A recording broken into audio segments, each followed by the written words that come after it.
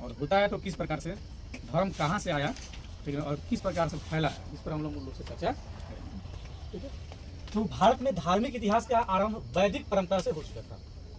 ठीक है, जब इतिहास की लेखन जब शुरू हो रही है तो वैदिक परंपरा से जो है धार्मिक इतिहास का आरंभ हुआ, यानी वेद से धर्म की उत्पत्ति हुआ है। ठीक है, उत्तर वैदिक काल में, यानी वैदिक काल जो प्रारंभ हुआ उससे पहले, ठीक है, तो उत्तर वैदिक काल में जब कर्म कांड की जटिलता एवं बहुलता से जनमानस त्रस्त हो गया, ठीक ना, उत्तर वैदिक काल में जब वैदिक समय जब था तो कर्म कांड जो था, इतना ना कर्म कांड था, उससे लोग बहुत परेशान हो गया, उसकी जटिलता और बहुलता से लोग काफी परेशान हो गया। और तब जाकर के जो है 6ठी सदी ईस्वी पूर्व में, यानी अंग्रेजी में इसको BC बिफोर क्राइस्ट कहा जाता है, या 600 ईस्वी पूर्व में जैन धर्म एवं बौद्ध धर्म ने जनता को राहत प्रदान किया। यानी 600 ईस्वी पूर्व में बौद्ध धर्म और जैन धर्म का प्रादुर्भाव हुआ। ठीक है, जैन धर्म एवं बौद्ध धर्म ने जाति पाति ऊंच नीच भेदभाव से अपने को दूर रखकर आम जनता को आकर्षित किया। जैन धर्म में जात पात का कोई मतलब नहीं है, ऊंच नीच का कोई मतलब नहीं है, भेदभाव से संबंधित कोई बात नहीं है। यानी वैदिक काल में जात पात, भेदभाव, ऊंच नीच इत्यादि की समस्याएं थी। ठीक है, जैन धर्म और बौद्ध धर्म ने जाति पाति ऊंच नीच भेदभाव से अपने को दूर रखकर आम जनता को आकर्षित किया और आम जनता उसकी तरफ आकर्षित भी हुई। उसमें आडंबर नहीं थी, वैदिक जो परंपरा थी उसमें आडंबर थी। बौद्ध धर्म में वज्रयान शाखा के उदय से, जब बौद्ध धर्म में वज्रयान शाखा हुआ, क्योंकि बौद्ध धर्म में 3 शाखा मूल रूप से हुई, ठीक है, हीनयान, महायान, वज्रयान। अब जब वज्रयान शाखा का उदय हुआ बौद्ध धर्म के अंतर्गत, तो इस धर्म में भी कुछ तंत्र मंत्र और अन्य बुराइयां पनपी या जन्म ली। ठीक है, बौद्ध धर्म में जो है कुछ तंत्र मंत्र जो अभी तक चलता है, ठीक है, तंत्र मंत्र और कुछ अन्य बुराइयां जो है पनपी। उस समय परिस्थिति का लाभ उठाकर जब बौद्ध धर्म कमजोर पड़ा, ठीक है, तो उस समय परिस्थिति का लाभ उठा करके दक्षिण भारत में शैव एवं वैष्णव धर्म का आविर्भाव हुआ। शैव मतलब शिव को मानने वाले और वैष्णव यानी विष्णु को मानने वाले, ठीक है, इन दो जो है धर्म का आविर्भाव हुआ।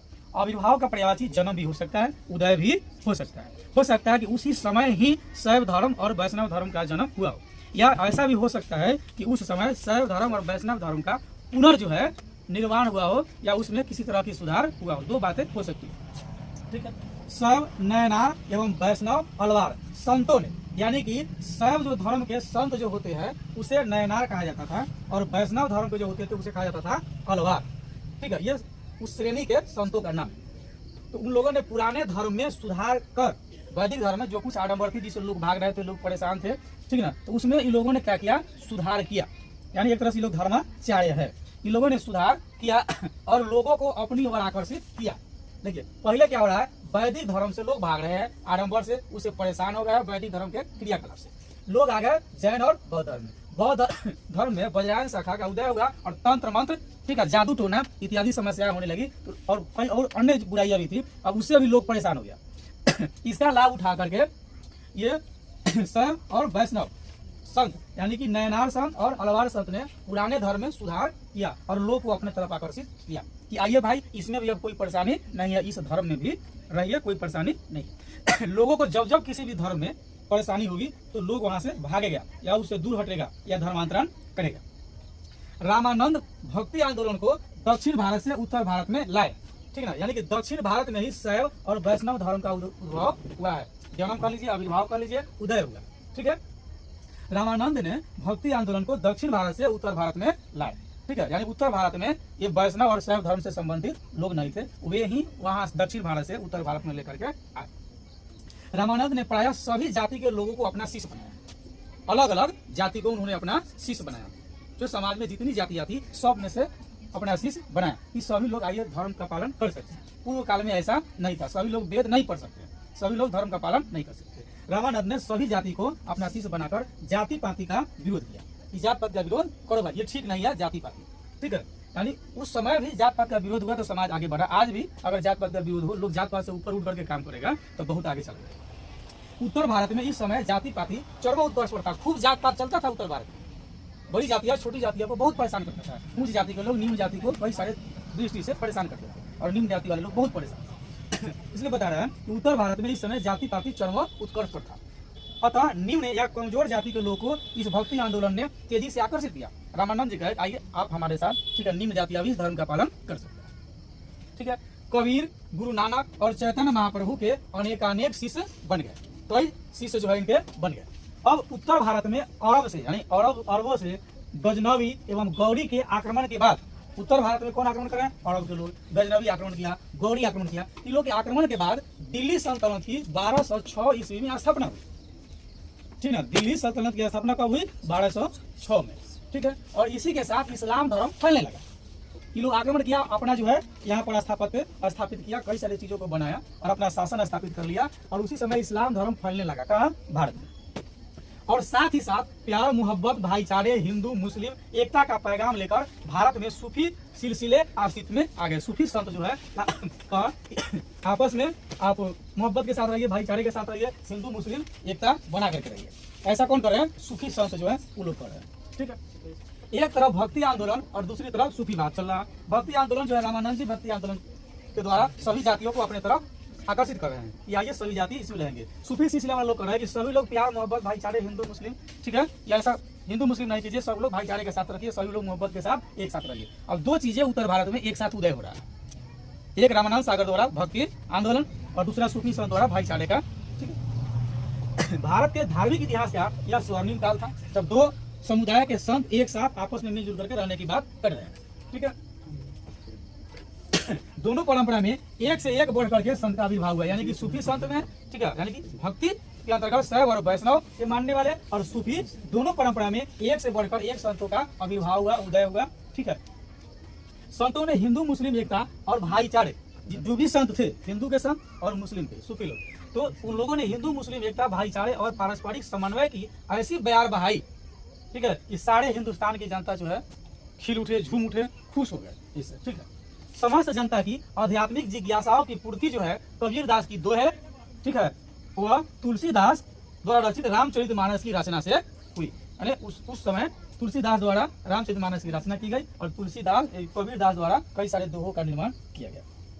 ठीक है, ये आज भी भारतीय जनमानस को तमाम समस्याओं को सुलझाने या समाधान करने में काफी सहायता प्रदान करती है। ठीक है, अगर किसी के पारिवारिक समस्या होती है, जैसे दो भाइयों में अगर झगड़ा होगा, ठीक है, तो उसमें उदाहरण दिया जाएगा।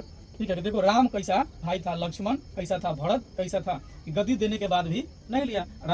भरत रामायण में वनवास राम को, राजगद्दी भरत को, फिर भी भरत कभी गद्दी पर बैठा नहीं। तो कई सारे उदाहरण देकर के समाज को एक नई दिशा दी जाती है। ठीक है, ये है हम लोग का इंट्रोडक्शन इसका धार्मिक इतिहास का। ठीक है, अब हम लोग चर्चा करेंगे कि दक्षिण भारत में भक्ति परंपरा कहाँ से आई। ठीक है, दक्षिण भारत में भक्ति परंपरा कहाँ से आई। अब हम लोग देखेंगे दक्षिण भारत में भक्ति परंपरा। ठीक है, अभी चलेगा कि नहीं, बड़ी समस्या है। ठीक है, अच्छा जब तक नहीं चलेगा तो चलेगा। उत्तर भारत में भक्ति परंपरा मध्य काल में दक्षिण भारत से आई थी। ठीक ना, दूसरा नंबर कि उत्तर भारत में भक्ति परंपरा कहाँ से आया। उत्तर भारत में तो पहले भक्ति था नहीं। ठीक है, तो भक्ति परंपरा आया कहाँ से? दक्षिण भारत से। अतः हम इसका अध्ययन पहले दक्षिण भारत में ही करेंगे। हम लोग देखेंगे कि दक्षिण भारत में किस तरह से आया। ईश्वर की उपासना यदि बिना किसी यज्ञ और मंत्रो उच्चारण के होती है, कुछ लोग का कहना है कि भगवान के नाम ले रहे हैं ना, तो बिना मंत्रो उच्चारण के अगर हो रहा है, ठीक है, ईश्वर की पूजा हुआ मान्य है। मंत्र पढ़ना, ओम सर्वमंगल मांगल्ये इत्यादि करके मंत्र पढ़ना है। तो ईश्वर की उपासना यदि बिना किसी यज्ञ और मंत्रोच्चारण के होती थी तो वैदिक परंपरा के लोग इसे नाराज होते थे। जो वैदिक परंपरा के लोग हैं वो लोग नाराज हो जा रहे हैं कि नहीं, ईश्वर की पूजा ठीक नहीं है। ईश्वर की पूजा कैसे होना चाहिए वैदिक परंपरा के लोग के अनुसार? तो यज्ञ करके ईश्वर की पूजा होनी चाहिए और मंत्रोच्चारण के साथ ईश्वर की पूजा होनी चाहिए। ठीक है, नहीं तो वैदिक परंपरा वाले लोग नाराज हो जा रहे हैं, ये ठीक बात नहीं है, ऐसा करना उचित नहीं है। ठीक है, और प्रश्न कि भगवान को नाम लेने के लिए क्या मंत्र उच्चारण जरूरी है? तो वर्तमान युग के अनुसार से, जिसमें हम लोग अभी जी रहे हैं 21वीं सदी, या यज्ञ करना आवश्यक है। ठीक है, तो मंत्र उच्चारण जब भी किया जाएगा तो उसके लिए एक अलग भाषा होगी। क्या? संस्कृत नहीं। तो भगवान सर्वज्ञ है तो भगवान को संस्कृत भाषा ही केवल समझ में आएगा।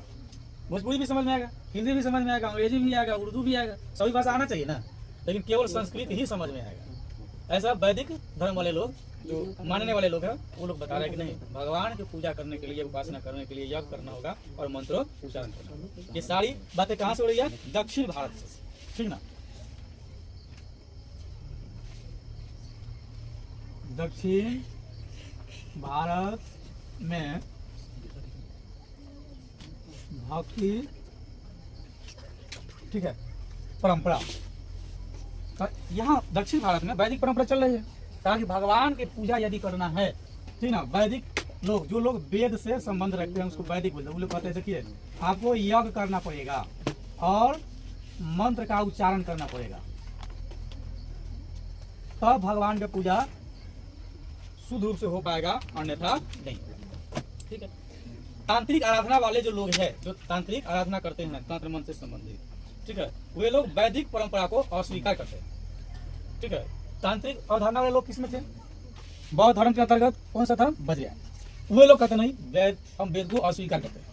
ठीक है। वेद वाला कहता है कि नहीं, ईश्वर की यदि पूजा करना है तो बिना यज्ञ और मंत्र उच्चारण के आप नहीं कर सकते। जैन और बौद्ध धर्म में कभी कभी तनावपूर्ण स्थिति हो जाती थी आपस में, जैन और बौद्ध। इन परिस्थिति में दक्षिण भारत में शैव और वैष्णव धर्म का उदय हुआ। ठीक ना।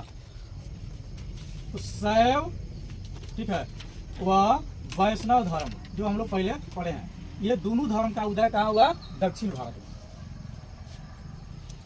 दक्षिण भारत में ये दो धर्म का उदय होता है।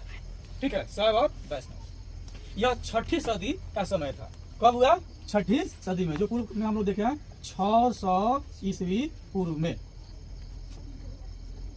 नहीं ईस्वी पूर्व नहीं, सॉरी ईस्वी में, ईस्वी में शैव और वैष्णव। जैन और बौद्ध का 600 ईस्वी पूर्व में हुआ। ठीक है। और जैन बौद्ध का, शैव और वैष्णव का 600 ईस्वी में होता है। ठीक है। जबकि उत्तर भारत में गुप्त वंश अवसान की ओर था, आगे बढ़ रहा था।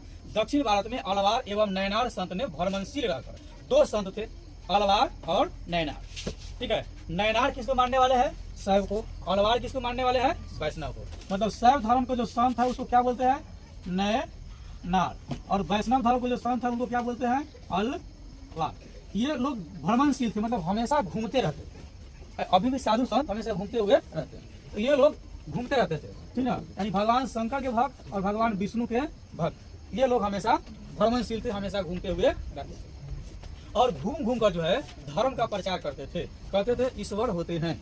ठीक है। चारों तरफ अपना जहां तक संभव हो सकता था वहां तक घूम घूम कर धर्म का प्रचार करते थे। ये लोग, ये दोनों लोग क्या कर रहे हैं? धर्म का प्रचार कर रहे हैं। धर्म का प्रचार कर रहे हैं। कौन? नैनार संत और अलवार संत। ठीक ना। अभी की भाषा में आप सीधे साधु समझिए। ठीक ना। अभी पूछा जाएगा बाबा आप बताइए नैनार है या अलवार है? कहेगा हम सब है। क्या? हम सर्वे भवन। तो ये लोग घूमते थे, घूम घूम कर धर्म का प्रचार कर रहे हैं। इन्होंने घूमते हुए कुछ पावन स्थल को जब घूम रहे थे तो कुछ पावन स्थल मिला, बढ़िया सुंदर स्थल। कुछ पावन स्थल को ये संत लोग, जो लोग घूम रहे हैं नैनार और अलवार, तो पावन स्थल को अपने अपने इष्ट का निवास स्थान बताया। जो सुंदर सुंदर स्थल था तो किसी ने कहा कि देखिए ये भगवान शिव का स्थल है, यहीं पर भगवान शिव रहते थे। किसी ने कहा अन्य वाले कि नहीं, ये भगवान विष्णु के पावन स्थल है, भगवान विष्णु इसी स्थल पर रहते थे। हो सकता है आने वाले दिन में उनके द्वारा चुने गए स्थल ही भगवान शिव का मंदिर बन गया हो, उनके द्वारा चुने हुए स्थल ही भगवान विष्णु का मंदिर बन गया हो, लोगों ने उसको मान लिया हो, ऐसा भी हो सकता है। अच्छे अच्छे स्थल को, लेकिन ये संत लोगों का दिन है। किसका दिन है? संत लोगों का दिन है। खूब बढ़िया बढ़िया स्थल, पावन जो स्थल है, पवित्र स्थल है, तो किसी ने कहा कि देखिए ये हमारे इष्ट देव का है। ठीक है। तो नैनार वाले कहेंगे हमारे इष्ट देव, उनके इष्ट देव शिव जी है। ठीक है। अलवार वाले बोलेंगे हमारे इष्ट देव क्या है, उनके इष्ट देव कौन है? विष्णु जी है। ठीक है। परफेक्ट। चलिए, और इन्हीं स्थानों का समय परिवर्तन होने पर जो है, कालांतर में या समय परिवर्तन हुआ तो विशाल मंदिर का निर्माण हुआ। इन्हीं सब स्थान पर बड़ा बड़ा मंदिर का निर्माण हुआ। अब यहाँ भी बन गया मंदिर और यहाँ भी बन गया मंदिर। ये कहलाएगा शिव मंदिर, ये कहलाएगा विष्णु मंदिर। ठीक है। चलिए और ये सब हो गया पावन तीर्थ रूप में, धीरे धीरे सब क्या हो गया? बदल गया। ठीक है। अब है अस्पृश्यता का विरोध। ठीक है। ये धर्म के बारे में। और दूसरी पॉइंट है अस्पृश्यता का विरोध।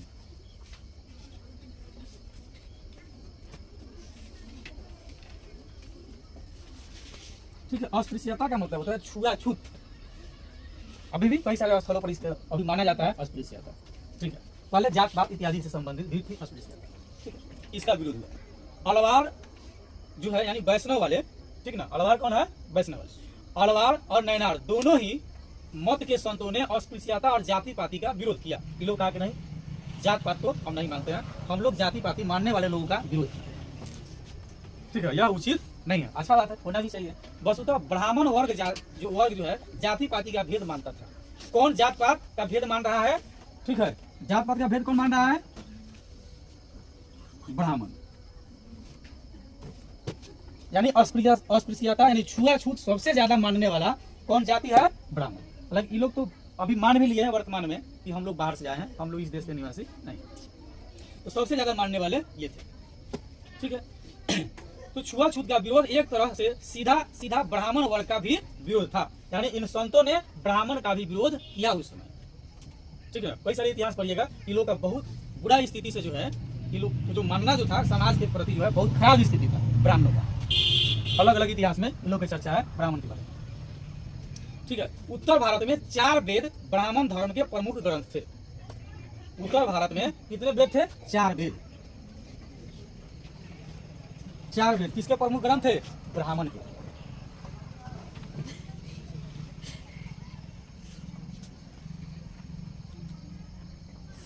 प्रमुख ग्रंथ थे। ठीक है, कहाँ? उत्तर भारत में ब्राह्मण के 4 प्रमुख ग्रंथ थे। कौन? वेद, जिसका नाम पता है आप लोग। ठीक है, ये प्रमुख था। ठीक है, अतः दक्षिण भारत के अलवारों ने एक काव्य संकलन किया।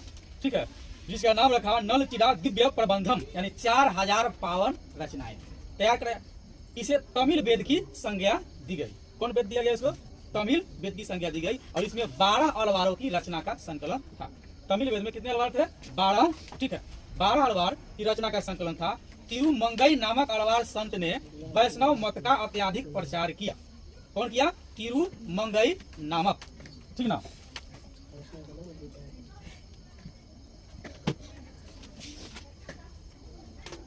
तिरुमंगई नामक अलवार संत ने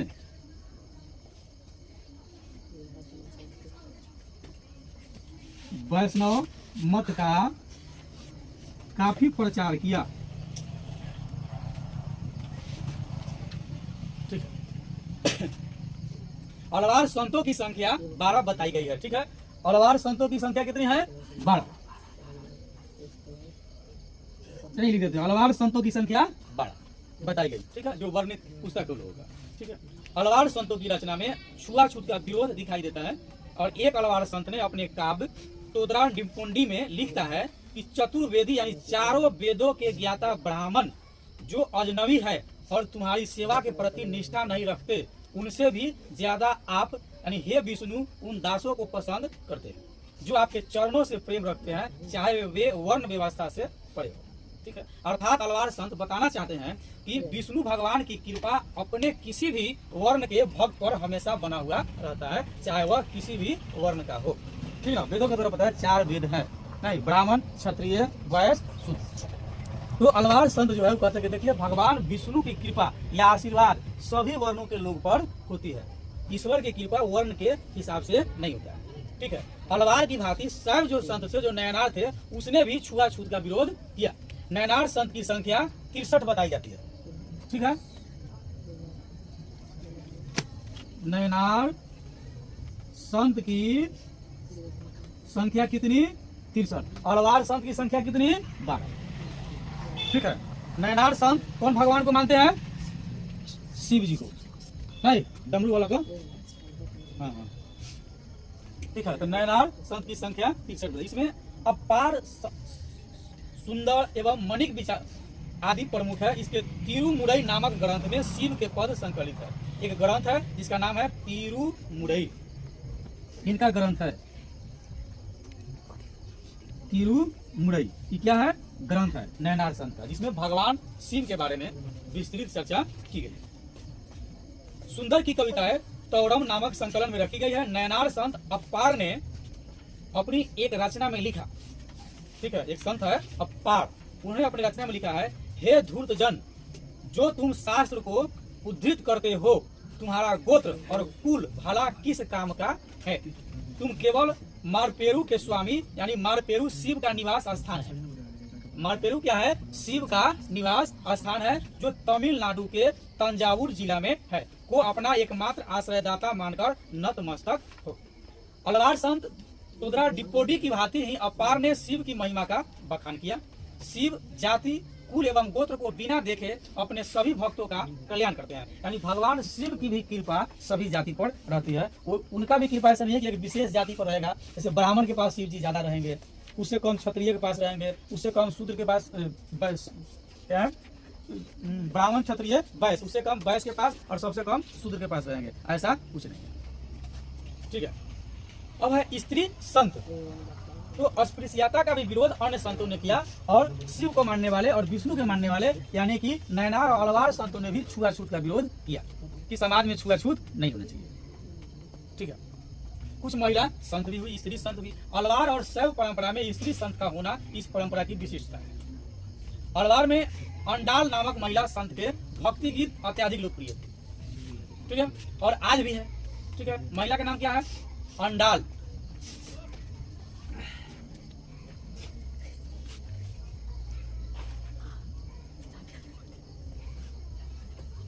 ये संत का नाम है, स्त्री संत। ठीक है, ये अलवार और शैव परंपरा में स्त्री संत के होना तो विशिष्टता है। अलवारों में एक संत हुई अंडाल। ठीक है, यानी वैष्णव को मानने वाले। अंडाल किसको मान रही है? भगवान विष्णु को। ठीक है, ये भक्ति गीत लिखी बहुत लोकप्रिय हुई और आज भी है। अंडाल स्वयं को विष्णु भगवान की प्रेयसी मानते थे। अंडाल जो थी वो कहती थी कि मेरे प्रेमी कौन है? भगवान विष्णु जी। ठीक है, और अपने प्रेम संबंध को छंद में व्यक्त करती थी। उनकी तुलना उत्तर भारत की मीरा से की जाती है, जो मीरा श्री कृष्ण के भी अनन्य भक्त हुई। ठीक है, श्री कृष्ण ही विष्णु है। ठीक है, जो मीरा स्वयं को श्री कृष्ण की प्रेयसी मानती थी। कुछ विद्वानों ने अंडाल को दक्षिण का मीरा कहा है। दक्षिण का मीरा कौन है? अंडाल। मगर चूंकि अंडाल का काल मीरा से पहले का है, अतः मीरा को उत्तर भारत की अंडाल कहना ज्यादा उचित होगा। नैनार यानी शैव में भी एक शिव भक्त स्त्री हुई जिसका नाम था कराईकल अमयार।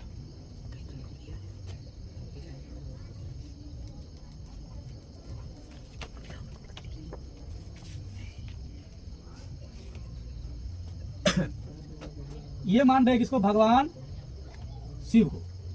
ठीक है, यानी कि नैनार है। ये संत कौन है? नैनार। बोलेगा नैनार स्त्री संत का नाम बताइए।